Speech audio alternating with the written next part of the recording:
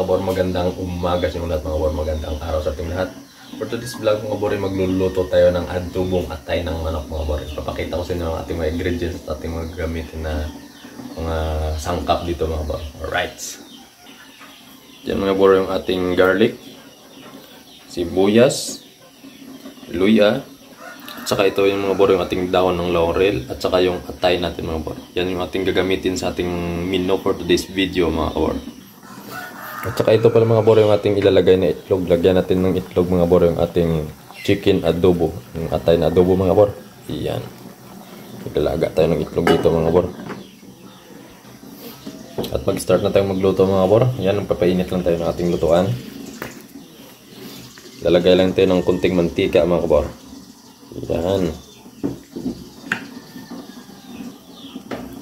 Ilalagay natin mga kabor, ilagay natin itong ating luya. Yun. Di ba pala masyadong mainit itong ating mantika. So okay lang mga kabor. Ilalagay lang natin. Pag medyo brown na yung ating luya mga kabor, ay ilalagay natin itong ating garlic.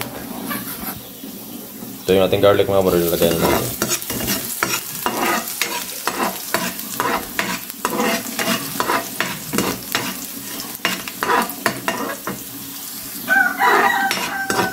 Pag nag-brown na siya mga kabor, ilalagay na natin itong ating sibuyas. Ganda kasi mga kabor pag brown na brown siya kasi lalabas at lalabas talaga yung lasa at yung aroma to. At ito na itong ating sibuyas mga kabor, ilalagay na natin.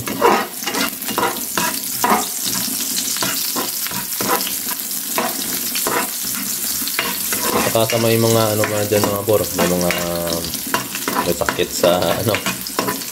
Kasi mahirap to kumain kayo ng mga lamang loob eh. Kagaya sa akin mga kabor. Hindi naman ako ito kumakain mga kabor eh. Para ng ulam to ni anak ko, ni Mrs. Yung sa akin, yung nilagang itlog lang muna ako mga kabor.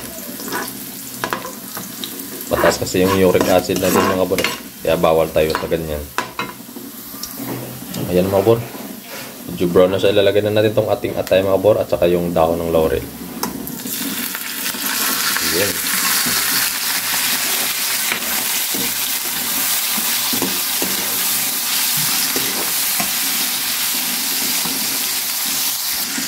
At sasabayan pala natin ito mga kabor ng pamintang durog. Hindi lang naman mga kabor. May lasa lang. At saka maglalagay din pala tayo mga kabor ng toyo. Ito yung ating toyo. Yun o. At maglalagay din tayo mga kabor ng kunting asin. Ayan o. Hindi natin damihan mga kabor kasi naglagay na tayo ng toyo kanina. Kunti lang mga kabor. At saka maglalagay din pala ako mga kabor ng brown sugar. Kunti lang mga kabor.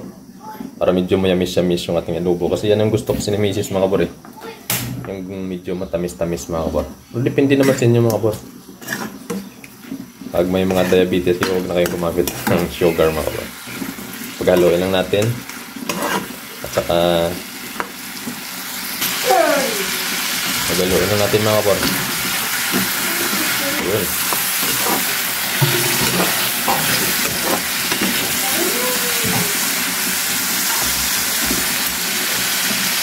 Lalagyan natin ng konting sabaw mga kabor para maluto siya.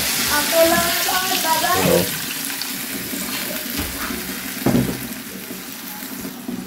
At saka takpan muna natin mga kabor, mga 4 minutes. Wow. Yun. At titingnan natin tong ating niluluto mga kabor. You know. Wow.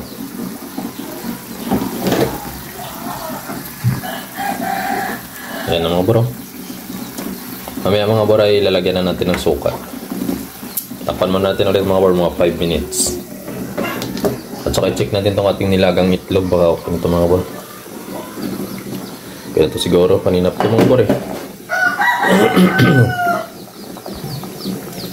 Paglaga kasi ng itlog mga kabor, may time dapat.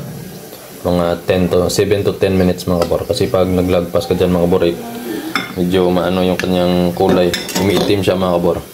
Kaya dapat may time talaga. Naglaga ka ng itlog. At saka lagyan natin ng tubig mga kabor. Yun, para maganda siya magbalat. Kuha ng balat niya mga kabor. Hindi siya dumidikit.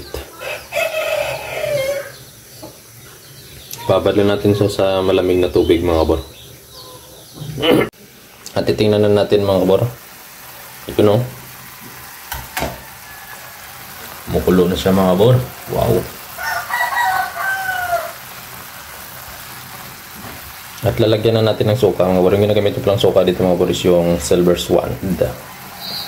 Tato puti mga kabor. Kunting suka lang mga kabor.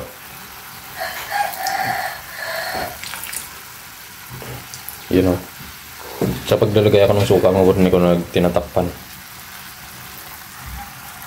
Ayan na natin kumulo siya mga kabor. At saka pwede na ito mga kabor, ilalagay na natin itong ating itlog mga kabor. You know. 4 na piraso mga kabor.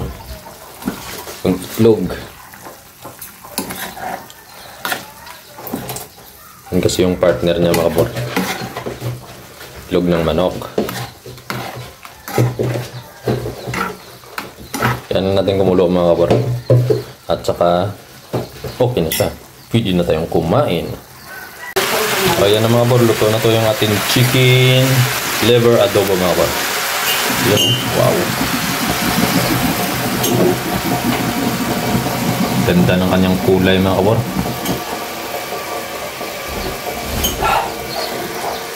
Kaya ilalagay na natin dito mga kabor sa ating lalagyan.